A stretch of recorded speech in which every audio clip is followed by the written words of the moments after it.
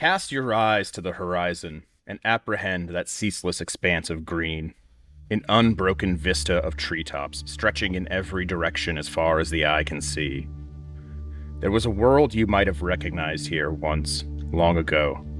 A world of seas and continents, ruralities and sprawling urban centers. A world of peoples and histories. Then came the verdancy, unstoppable growth. The world become a forest. It drank the oceans, it swallowed the cities. Impossibly tall woods grew profuse with strange new forms of life, while the surface lay below, half forgotten and strangled by roots. Listen.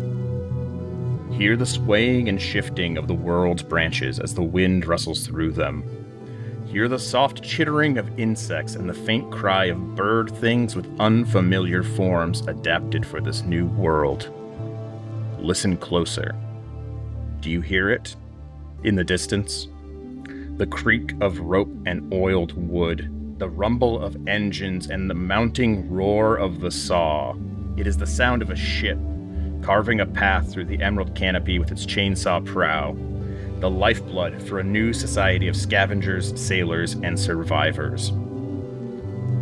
It took them decades to find it in the aftermath of the verdancy, this organizing metaphor for their new world. Now the endless treetops surrounding them are no longer just a forest, but instead an ocean. Wildsea.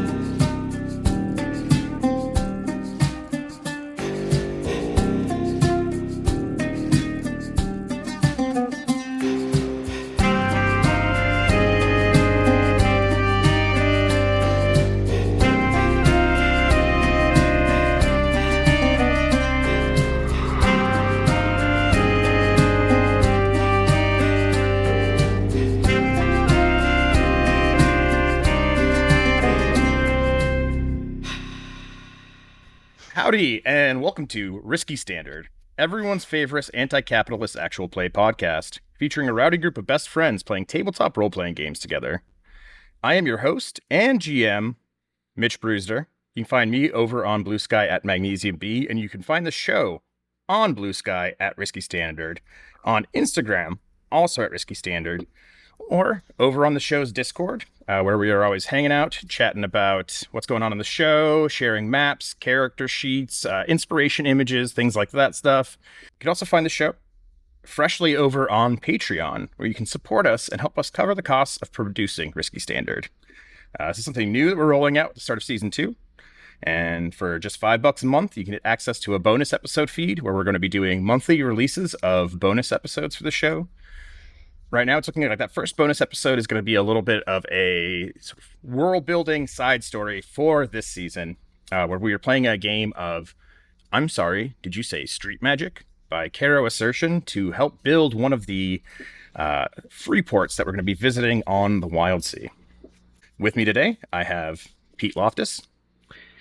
That's right. Hello, dear listeners. It's me, Pete. I'm back. I continue to walk the twisted path of the flavor warrior as America's #1 chip enjoyer. And if you are detecting a newfound vote of confidence in my voice, you would be correct. And that's been granted to me by this official Risky Standard t-shirt, which you can now get on the Patreon from our shop. So we'll drop a link to that too. We also have Malcolm Hall here today. What's up, gamesters? Malcolm Hall here. Philadelphia's newest resident, Malcolm Hall. You can catch me Philly. You can catch me on Instagram, Malcolm Hall, one word. You could also add me on Helldivers, Horde Scrum. Blue Sky, also Horde Scrum. Have you thought about reaching out to the rotisserie chicken guy now that you're in Philadelphia? I feel like you could give him a run for his money. Listen, if I were going to, I would really have to be prepared. You don't come at the king and miss. Yeah, that's true. But it is a built-in rival, which is nice, and every city should come with one. Yeah. Yeah. And that was the dulcet tones of our final boy here on the call, Timothy Manns. It's wonderful to be here with all of you. If you guys want, Wow. I'm trying to get more singing in this season. We really didn't get a touch on it last season. Heartbreaking, but I think this season's going to give a lot more opportunities for that. I'm ready to hit the seas with you boys. Really going to put that musical theater degree to use. Mm-hmm. Every single thing I learned at school will come into play. And lastly, not here on the call, but here in our hearts and overwatching all of us, producer Liam Doherty in the wings, making this bad boy sound good. You guys Listening, can't see. learning. We've been pointing to the sky like he's dead, yep. So he is not, for the record, but everyone did that. All right. Welcome, folks. Today is a very special episode. It is the first episode of Season 2 of Risky Standard. So I want to take like 1 second here just to talk about what Risky Standard is, what strange audio you're listening to on a corrupted data disk in the year 2078. We are an actual play show. We like to showcase small press and independent tabletop role-playing games, usually by playing a full season-length campaign of one primary game, interspersed with some occasional one-shots and side stories featuring other games as the opportunity arises. And we like to intercut the seasons with some shorter side stories. We just finished a really fun 6-session game of Scum and Villainy, which was great, with young Pete in the driver's seat as our GM. I think that is Check it still out. airing as we're recording this, but it was really fun to play, and it's been very exciting to listen to. And who are we? We are 4 best friends who've been playing tabletop role-playing games together for forever and a half. As a show, we're pretty interested in, I think, thoughtful world building, creating kind of lived-in feeling science fiction and fantasy settings, and telling stories about the challenges of striving for a better world. For our first season, we played the Forged in the Dark mecha action RPG Beam Saber by Austin Ramsey to tell a sci-fi story about an egalitarian space federation caught in a revolutionary conflict against encroaching imperial forces. It rips. It was really fun. We had a great time. If you enjoyed that setting, if you've listened to it before, don't worry. We'll be coming back there in Season 3, and I think we've already got some cool ideas cooking. But right now it is time for Season 2, and for a turn away from wartime science fiction and towards the fantastical. Because for Season 2 of Risky Standard, we are going to be playing The Wildsea, written and created by Felix Isaacs and published by MythWorks. You can find it over on itch.io. We'll have a link to that in the show notes. You can also get a gorgeous hardcover book of this from MythWorks themselves.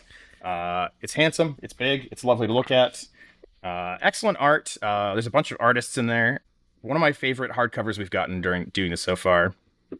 And The Wildsea is, to put it shortly, a weird fantasy tabletop RPG of sailing and discovery, where players take on the role of wild sailors, part of a crew cutting their way across the island-studded wilderness of the Treetop Sea. It uses a brand new game engine created for the game specifically by Felix called the Wild Words engine, which is inspired by games like Blades in the Dark and Heart the City Beneath. If you've played either of those, you probably recognize, the basic idea behind a lot of the mechanics we'll be using in this season's game.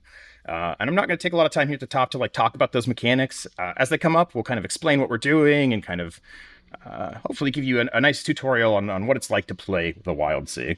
And so I think I'm going to... the book has its own great description of itself. I'm going to read this real quick, talk a little bit about what our campaign is going to look like this season, and then we are going to jump right in. Felix writes in the book, some 300 years ago, the empires of the world were toppled by a wave of fast-growing greenery, a tide of rampant growth spilling from the west. This event, the verdancy, gave rise to the world you'll explore as you play, a titanic expanse of rustling waves and sturdy boughs known as the Wildsea. Now, chainsaw-driven ships cut their way across dense treetop waves, their engines powered by oil fruit, rope golems, honey, and pride. Their crews are a motley. Humanity's weathered descendants rubbing shoulders with cactoid gunslingers, animated wrecks, and silk-cloth spider colonies, humanist slugs with driftwood bones, and other stranger things. Each has a role and a reason to be out on the Wildsea, and it's their stories, your stories, this game is designed to tell.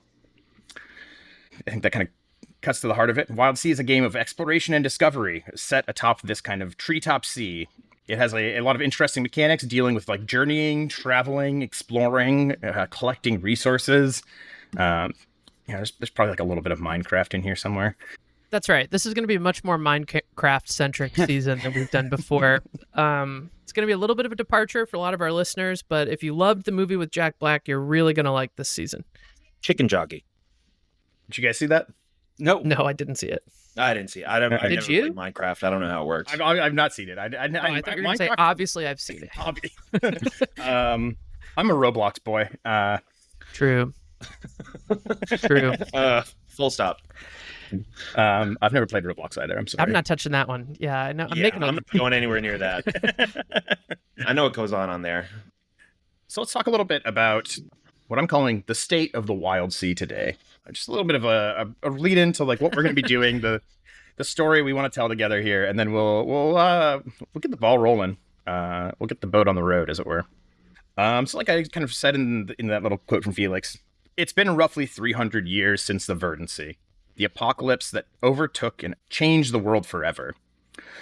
The world as we knew it is now covered in an endless forest, the vast trunks of miles-high iron-root trees serving as the foundation for a ceaseless canopy. An eldritch chemical called creserin suffuses the sap, fruit, and leaves of these iron-root trees, spurring their endless growth and regrowth and mutating all life that comes into contact with them. History does not remember who first thought to convert a boat from the old world to sail this new treetop sea, but the innovation spread like wildfire, and soon the treescapes were dotted with all types of ship and their motley crews. And now, civilization on the waves is entering a prosperous new age of sail and discovery. There are more wild sailors than ever before, connecting vast networks of islands and freeports out among the treetop waves. An endless flow of trade and information allowing them to grow and thrive in a way they never could have otherwise. But it is not a world of nations, yet. Most ports and settlements are self-governing, and there's a seemingly endless array of social formations propagating on the Wildsea. What religion exists is, for the most part, similarly localized and idiosyncratic, and there is no centralized currency.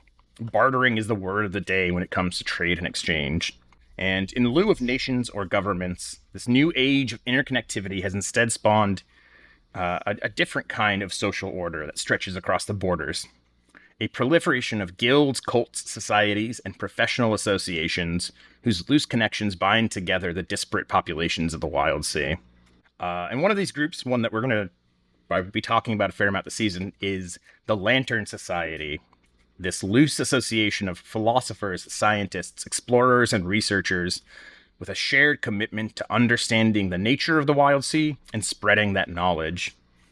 It is one of several newly emerging intellectual organizations whose existence has been enabled by the presence of the Athenaeum on the waves, a vast and nomadic library ship that travels the Wildsea, collecting knowledge both new and recovered, while its bulkheads full of ancient printing presses produce the new literature and academia of the Wildsea. And the reason I want to highlight this Lantern Society is because this season's campaign is going to follow the adventures and journeys of a research vessel called the Verdigale on a voyage of discovery and exploration in service to the Lantern Society. A high-ranking member of that group, the luminary Claremont Montclair, scion and heir to the Montclair mercantile fleet, has spent several months gathering supplies and assembling a capable crew to set out on a journey of research and exploration.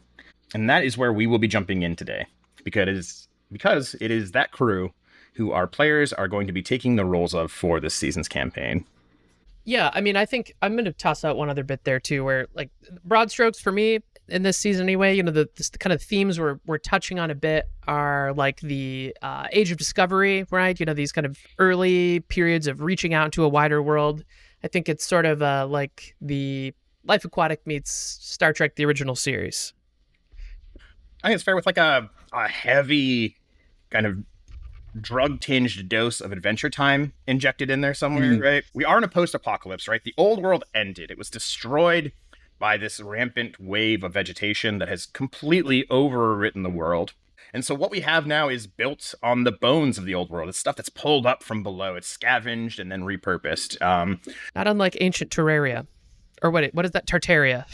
But we'll have to get into that. Which was a real We'll get into that in the bonus feed. You want to learn about Tartaria, you sign up for that Patreon.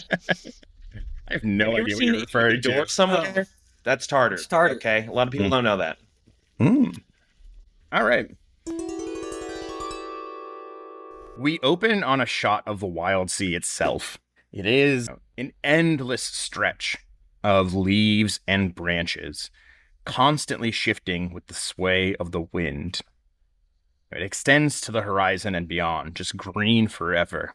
It is spring, and it is a bright and clear day. This green expanse is dotted with bursts of bright floral growth, and the air, it's thick with the smell of vegetation warming in the hot sun, and the sort of sickly sweetness of creserin sap oozing from the leaves and branches. I think we can hear, bird calls and insect choruses, all accompanying the ceaseless roar of branch against branch as the wind shifts the surface of the canopy, almost mimicking kind of the movement of the ocean waves of old. It is never silent on the Wildsea. There's always life. There's always movement. It is effusive with energy. And I think our camera comes down from this wide aerial shot, and we kind of curve around a great swell of green to discover a ship anchored at the base of this shallow valley in the treetops, sheltered from the beating rays of the sun by the curving canopy. This is the Verdigale. It is what I call a true ship of the Wildsea, right? It bears only a faint resemblance to those vessels that might have sailed the oceans of the world before the Verdant Sea. The bulk of its hull is not wood or steel, but has instead been crafted out of the bleached and cleaned skull of a deep tangle cetacean, a far-off descendant of pre-verdant whales, the wedge-like form of its skull giving the ship its basic shape. Mitchell, dear boy, how does a wild ship pull itself across the canopy sea? Well, I think as our camera, kind of crests around these waves, we can see, right, jutting from the front between the two tusks of the whale's skull, there is the ship's bite. It is this enormous chainsaw extending and running down the curve of the ship's prow. And this is what cuts through the endlessly regrowing vegetation of the Wildsea, drawing the ship forward along the waves. And there's no sails, right? We don't see any sails. There's just one large singular mast that terminates in a tall lightning rod. And I think as we get closer to the ship, we can also hear this kind of faint electric hum. Our wild ship is interesting. It's powered by electricity, which is not true for all ships on the Wildsea. Some are powered by, things like gas. Others are living pitcher plants whose digestion creates the energy that powers the ship. I'm just pulling it up, some of these other crazy-ass options. We'll keep you posted when the keep honking, I can barely hear you over the gnawing chainsaw prow of my wild ship. Bumper stickers are ready. I think one of my favorite of these is it's a rat wheel exchange. It's a ship that's just powered by hundreds of rats running on wheels. A lot of the MTA in New York works the same way. And so, we come closer, right? Our camera soars over these waves and towards our ship.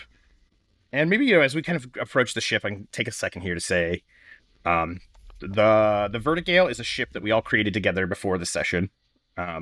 It is, if you've ever played a game like Blades in the Dark, it is similar to there in that it is a shared character sheet that all of the players have access to. And so we collaboratively built the ship by selecting a bunch of different customization options to define and personalize this vessel. We don't have to discuss all of those right now. We can talk about them as we go forward and as we kind of meet different aspects of the ship. But there's one big choice that I want to highlight here because I think it also colors what we see as we come in, which is that the Verdigale has a research motif. And in Wildsea shipbuilding, motifs are an option the players can choose, which kind of characterizes and themes the entire vessel. And so because we chose a research motif, the Verdigale has a a higher level of general technology on average than other ships we might see on the Wildsea. And that's something we can we'll start to flesh out as we get a better sense of the kind of mishmash of technology that we'll encounter on the Wildsea. We're going to need a cool cross section if anybody out there's got some architectural chops. Absolutely. Oh, that's a lot to ask for, but beautiful idea. Absolutely. One way this like higher level of tech is reflected on the ship is that, you know, as we come in, one of the things we see on the deck is a snapograph arrangement, which is this like complex deck-mounted photography system for catching images on the waves and printing them on light-sensitive paper. And I imagine this is kind of like a big, you know, I'm imagining like a lot of like copper and brass, but like an articulated arm with this kind of antiquated but enormous like photography machinery on the end. I was looking at a lot of pictures of Steadicams leading up to this because I imagine it kind of moves in that way a little bit. Oh yeah, in my head it's like between a anti-aircraft gun and a like Edison flash bulb, you know. And the other thing that the research motif gives us, kind of like the big one here, is that this ship has a library for recording new findings and delving into the secrets and lore of the Wildsea. And I think that is where our camera is going to take us next. Like I said, I think it's early morning here, right? The Verdigale is anchored overnight against this swell, and now everyone is getting the ship ready for another day's journey towards our next destination. I want to say at the top here, I think it's been like 2 weeks since the last crew member was brought aboard. So this group has had a couple of weeks to get to know each other on the waves as you have been kind of traveling towards your next destination. And it's been kind of a trial period. Everyone's been getting to know each other, right? So we're going to start. You guys are not strangers, but you're also not particularly close, per se. And so I think, our viewpoint comes swooping in over the waves, across the deck of the Verdigale, past the snapograph arrangement, and it moves through a doorway that leads down to the lower decks. And we are passing here through, I think, the dark wooden halls, lit by flickering arc lamps. And we wind our way towards the center of the ship, where we pass through an open doorway to find the ship's library. And I think this is like a big, spacious, open room. You know, it is lit by the same arc lamps that were flickering in the hallways, and also by the golden light of the sun filtering in through amber glass portholes. You know, I think library, obviously, the first thing, it sums up the image of written materials, and I do think there are bookshelves lining the walls of this room. They are filled with like a variety of books and manuscripts, but also, scrolls, maybe even stone tablets, like kind of every form of writing. There's some version of this here stored in this place. I think there's also a shelf that has like a row of kind of inscribed wax cylinders that we could recognize as like phonograph records. And I'm imagining also that it's not just, the book calls it a library, but I think this is also a little bit of like a lab, right? There are longer tables with lamps overhead for more detailed study of recovered specimens and salvage. I imagine there's like a corner set up where we are like developing snapograph prints from the machine out front, hanging on wires. Maybe some of them are pinned to like a cork board. There's a little bit of red thread connecting to them. And there is also a big central table in this room. And this is like, I think already on this journey has been serving as kind of the de facto meeting room on the ship. And as our camera comes into the room, I think we can see already there are a handful of people sitting at this table, which we see is strewn with different maps and papers and other small objects. And I think it's kind of an artsy camera shot, right? Like all of the figures are out of focus at first. We can't quite see who's in here. But our camera comes in and it lands on the center of the table and swivels to center on one person. And this is the captain of our ship, Clermont Montclair. He's sitting there. He's kind of a larger, portly fellow, a little bit of a belly, and these big, round, full cheeks. My face cast for this character is Orson Welles. Kind of later period Orson Welles, probably. Prime Orson Welles. Yeah. Yes. The Wildsea. Yeah.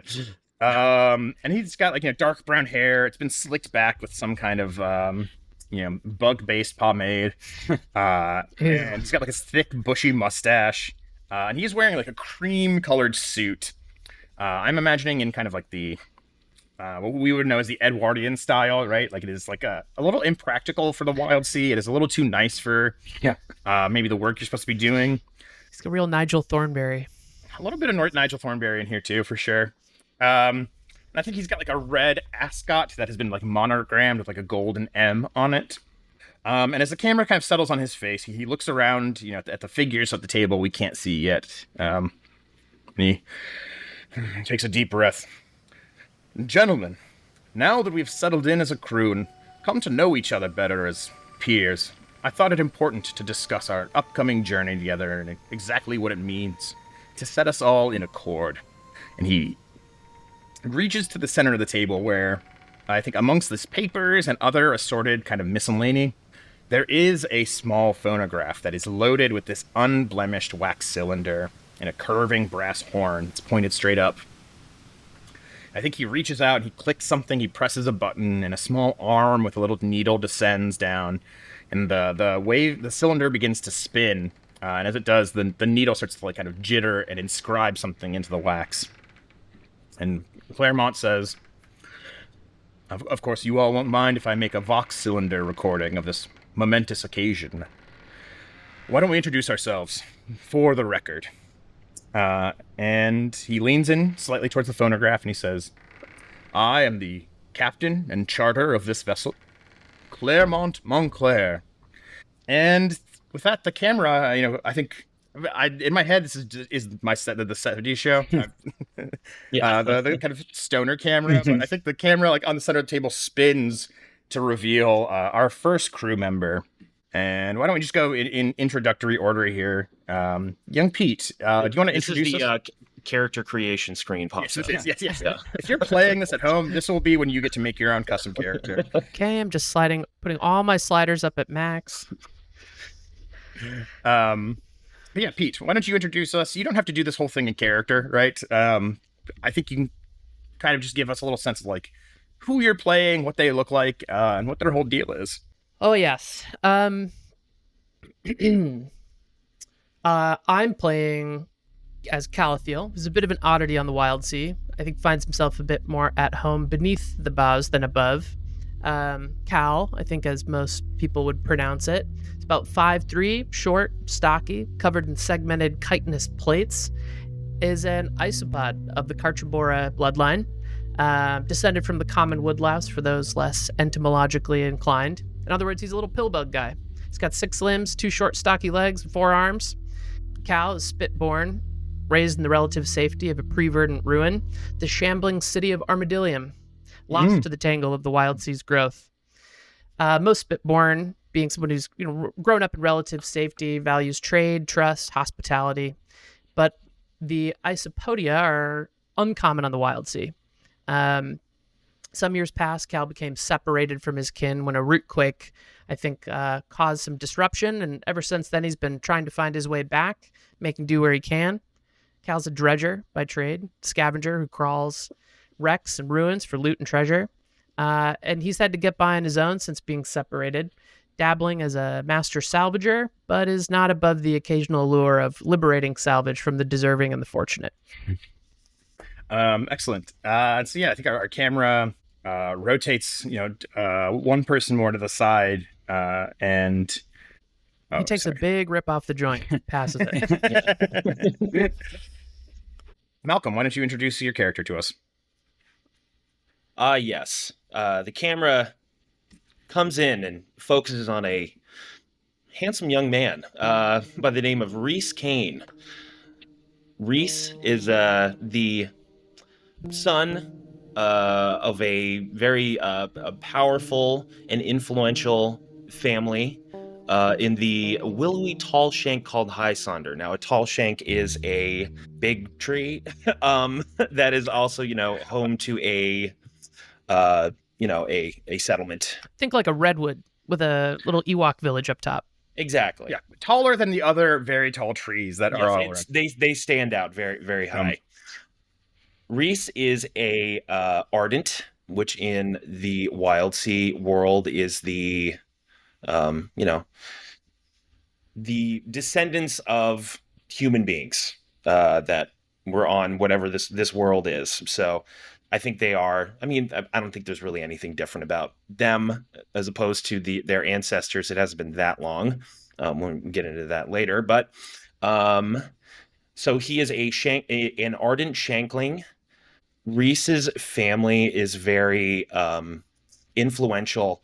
They have a knack for harvesting whispers. Whispers being the living thoughts that travel from mind to mind and can sort of warp and change reality around them. That's right, folks. It's a big brain season. That's sort of like how magic works here, right? As whispers. Well, that's arcanautics. Arcanautics. Yeah, it's sort of saying, like the Wildsea compared to, say, like Dungeons and Dragons, right? It's not like a classical fantasy. It's very much in like the weird, capital W genre of fiction. And so we won't be seeing a lot of like wizards or spell books or spellcasters, but we do have whispers, right? These parasitic words that can change reality when you shout them aloud. And we have arconauts who explore the unknown, who can manipulate, natural and unnatural forces. There's also hella ghosts. The Wildsea is full of spirits of people and things. But there's no elves out here. There's no dwarves probably. There are, Carchibora Isopodia. There are Ardent, right? And also we're saying Claremont is also an Ardent, right? He and Reese are both the descendants of old humanity. Yes, and let's see, where was I? Your post. What do you do on the ship? Oh, yes, my post. So, Reese was going about his life. Everything seemed predestined and set for him, inherit the family legacy, become a whisper harvester, maintain their influence, enjoy the fruits of such a prestigious title and post, but always kind of felt unsatisfied with that, and really felt like there was no way out. But one day, while climbing the branches of High Sonder, he slipped and fell and was caught mid-fall by a passing word bearer on a glider by the name of Seraph Lux. And from her, he learned of what are we calling an order? The sacred order of word bearers, and knew that there was more to life, and there needed to be a change, and needed to go out and see the world. So he said, I do not care about my fate and my destiny of being this, one of like the Canes, capital C, and set out on the sea for a life of adventure and message delivering. Yeah, so what is a word bearer? A word bearer is, I guess it's the Wildsea's equivalent of a postman or a courier. Yeah. They are sort of the lifeblood of information throughout this world. We don't have the internet. And, notably, this is like also how any of these cultures are coming in contact. You're not like walking branch to branch to the next town nearby. You're like getting whispers and rumors of a far off place. Yeah, word bearers are tight. It's probably my favorite of the different posts in this book. I think it's a really cool idea. Yeah, like you said, like they're postmen. But there's also kind of like it's important, right? If you say you call it a sacred order, I think that's there's an air of chivalry. I would say yes. Also, he has an outrigger, which is kind of like a not an outrigger, an outrider vehicle, which is kind of like a motorcycle. So he's kind of like a bike courier. A little bit of a bad boy, even. Just kind of a bad boy. We were maybe it was a joke, but now I can't stop thinking about it. That he looks like sort of like a young Philip Seymour Hoffman. Yeah, I like that a lot. I've been sailing the sea for a while now. It's stupid how good you are. Really crazy. Yeah, motion passes because you're good at it. Yeah. Great. And then I think the camera moves from Reese. It does another quarter rotation on the table to find Tim's character. Tim, why don't you introduce yourself? Yeah. This season I'll be playing Hexam Zephyro, Hex to his friends. He is a Mothran, which in this world is a humanoid moth. It's the evolution of what moths became after the Verdant Sea. These are creatures who, unlike their ancestors, live pretty bold, colorful lives, but like short lives. These are creatures who live maybe 20 years and then go through a process called pupation, where they cocoon themselves and in that then are reborn with fragments of memories from their previous lives. So, Hex has gone through a few of these, and in this new iteration, he has left his hometown of Ostiar, a lighthouse, as moths are often drawn to light.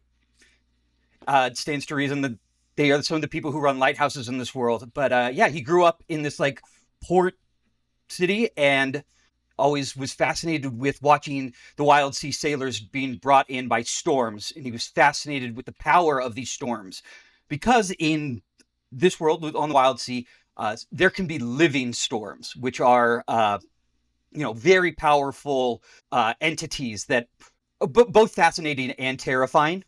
And that's like your obsession? Yeah, he's kind of just, ever since a kid and throughout multiple pupations, has been fascinated with these and trying to harness the power of one of these living storms, which we can get into because on this ship, Hex is the Tempest, which is a person who has weather powers, essentially. Control over electricity? Yeah, control over electricity. So he got these lightning powers because during his last pupation, he pupated during or inside of one of these living storms, kind of siphoning off some of its power, which when he came out of his cocoon, he now had the ability to use. And to be honest, the storm really didn't like that. The storm doesn't like when people take its power. So, well, he does have its power. He now kind of has an enemy in the storm that travels across the Wildsea, and he is always trying to stay one step ahead, maybe here on the decks of the Verdigale, moving through the Wildsea.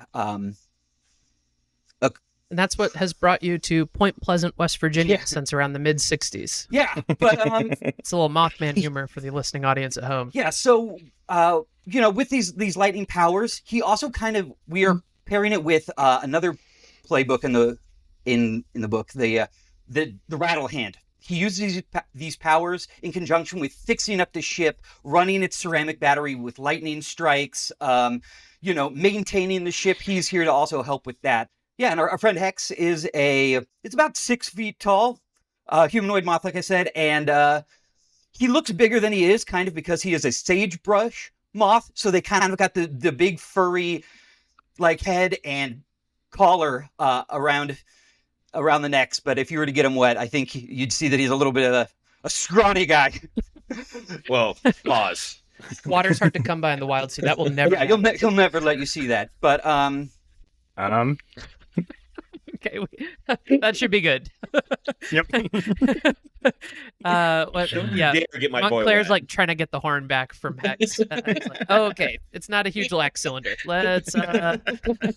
No, that's great. Had some rips. The only, what we talked about a second ago, the only like Argonaut on the ship, really, right? Right. Like you're messing with weird powers. So a little bit of like a mad scientist thing going on there that I think is fun. Yeah, definitely. Hopefully they get to be shown soon. And then the camera on the table, our viewpoint, right, shifts once more to introduce another crew member, who I think is just arriving at the table a moment late. And this Soon to be fan favorite, I think. Well, don't set me up like that. But I think this crew member kind of leans in and says, Ixtalbor, ship's quartermaster. And this is Ixtalbor, the ship's quartermaster. One of the types of customization you can choose for your ship in the Wildsea is an undercrew. And Ixtalbor is the Verdigale's only undercrew for now. He is a skillful officer, an experienced sailor of the Wildsea who has access to skills and who can assist the crew on their adventures. Yeah, so as our camera settles on him, we can see, Ixtalbor is an Ectus. He is another one of these sort of non-human bloodlines from the book, presented by default as this collection of humanoid cactus people. Maybe we're going to kind of treat them more as like a broader plant-based person in this version of the Wildsea. We'll see when we meet another one. But Ixtalbor himself is indeed a very large and muscular-looking humanoid cactus person. Horticulturally speaking, probably closest to like a prickly pear cactus, just like green, but he's got these like dusky oranges and pinks on the edges of his skin. It's spring, so he's starting to bud, but he has not bloomed any flowers yet. And there's like two other kind of big notes about him visually. You know, I think he's wearing an apron. Like I said, he's a quartermaster. He's the cook on this ship. But his arms are bare, and they are covered in these like vegetable scar tattoos. They kind of run up and down the lengths of his arms. They're not, you know, cool aesthetic warrior tattoos. I think it is like, you know, like kind of scratchy. There are like blades. There are snakes and snarling pinwolves on his arms. You know, there is probably like an ardent skull, right? Like a human skull scratched in somewhere on one of these arms. Kind of tough guy tattoos. Not kind of the usual mark of a gentle quartermaster. And the second big thing about Ictobor is that most Ectus don't have what we would recognize as eyes or mouths, right? They speak and see and eat through different means. But for whatever reason, whatever history, Ictobor's face has been modified, and he has like a big, broad, human-like mouth. No eyes above it, and just these thick, flat, dark, wooden vegetable teeth filling it. And I think he gives, you know, kind of a big, broad grin as he sets like a tray with like a little kettle and some mugs for a little tea service for this meeting. As he joins the crew at the table. Just like big, right? Like I'm imagining it's just like he sits down and like the whole table shakes a little. Yeah, I think he's like, Ixelbor's probably like 7'4" or something. He's a large plant man, and I imagine also who's on either side of him, like Claremont on one side, Hexam on the other. As our camera frames back to Claremont, we can see Ixtobor kind of protruding into the shot a little bit, right? He's like too big to be contained by his own frame. Yeah. I mean, especially since we know Sinclair is a big man himself, and to see like Ixtobor come in and sit next to him and still just tower over him is... You mean Montclair? Sinclair. Oh, Montclair. I call him Sinclair. Sorry. Yeah. Sinclair Montclair is one of Claremont's brothers. Right. Who's not on the ship. Claremont Montclair. Claremont captain Montclair. of the ship. God damn it. Yeah, please. Mother Claire. And as, the camera, I think, comes back around to Montclair now, right? Everyone has introduced themselves, and, you know, we're steadily inscribing more and more of the wax cylinder as it's recording this conversation. And I think he says, you know, gentlemen, thank you for joining me. Everything in our lives leading up to this moment has been prologue. We near the terminus of this preliminary journey, and we approach the beginning of something much grander. A noble expedition of discovery, research, and exploration. And I think, you know, he pulls out this, like, big, bound, massive leather folio that's full of papers and documents. And, you know, there's, like, a belt clasp with, like, a little brass lock on the front. And across the front of this, in, like, a sloping cursive handwriting, you can read the title.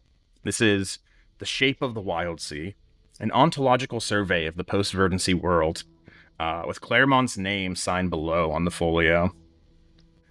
This is my life's ambition, an attempt to conceptualize and summarize a full understanding of the world in which we find ourselves. For years, it has been my sole focus. But I realized that I had reached the limits of what I could accomplish on my own from the safety of my own home. And that is what brought me to all of you. To truly describe the shape of this world, I need to experience its wonders and horrors firsthand, and to do that, I need a crew. You know, and I think he reaches out and he brings to the center of the table like a canvas map, right? And you know, I think you can see on here, you know, we've already been charting the journey you've taken so far. I think the last major settlement you were in was probably High Sonder, right? This was a couple weeks ago, and we are out on the sea. And I think he kind of drags a finger across the map, and he points to like a small mark on it, and he says, "Our first destination, the bustling port of Caldermere, center of commerce and activity in the Shaking Bows." And the Shaking Bows is like, this is, I think, a thing you guys would already all know. They are, the book calls a reach which are these kind of delineated sections of the Wildsea. Sometimes they're united by biome, sometimes they're more defined by like a prevalent culture. They're just kind of a way to carve out sections of the Wildsea in kind of like a discrete, understandable like piece. I think Cal's a little guy, so he's got like 1 foot up on the chair, 1 foot up on the top of the table. Maybe at this point is like peeking over at what you guys are looking at, and I think has like 6 hands kind of rubbing together as you're like describing this path. There's another piece of paper here that he draws that has like, I'm imagining it's got like a readout, kind of like a needling, almost like a seismographic like readout, right? Like this kind of like rising and falling little like line with like handwritten notes underneath it. I think Claremont tells us the boughs are known for an abundance of root quakes. Root quakes being this shifting of the iron root trees that make up the Wildsea. And it's these root quakes whose constant movements kind of dredge up the artifacts and relics from the past and push them towards the surface. And so this is like a way that news salvage is kind of constantly getting pushed up to the higher levels of the Wildsea. And Claremont tells you, I've been reading reports charting the frequency of the root quakes getting reported in the boughs. I believe they're growing in intensity, building towards something. Caldermere will be an excellent place to launch an investigation into the phenomena, perhaps discover anything of interest that's been shaken up by the root quakes. A prime discovery to set our journey off on the right foot.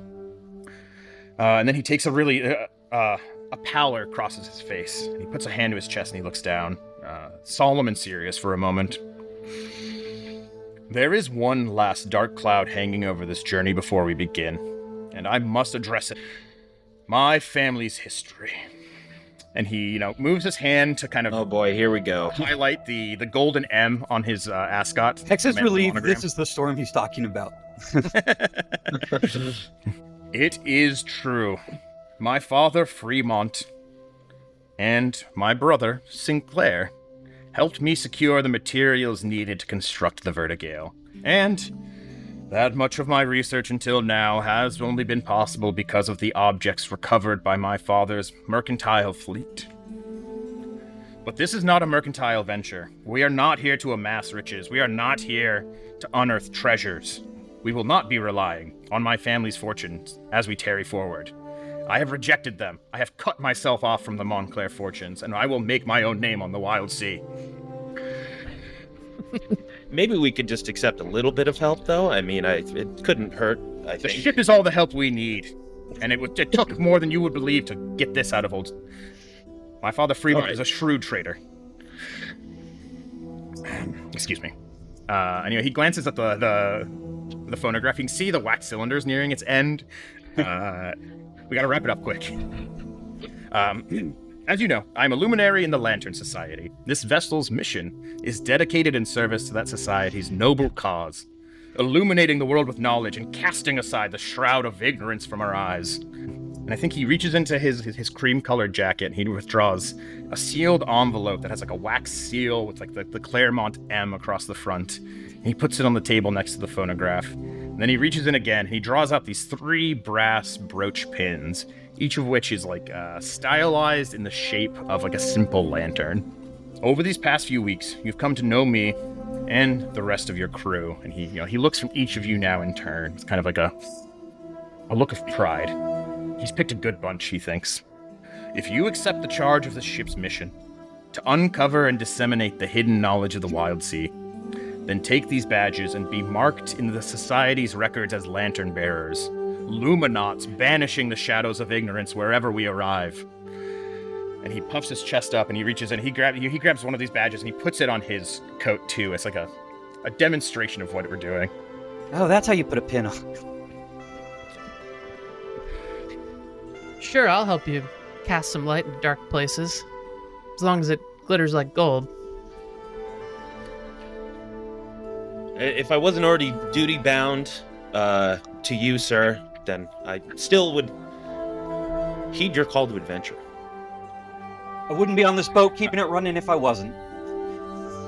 And a big smile crosses his face, and he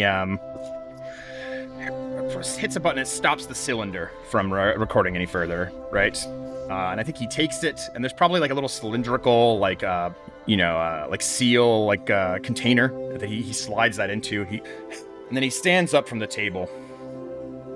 Then let us tarry not a moment longer. Caldemir awaits, and with it, our destinies.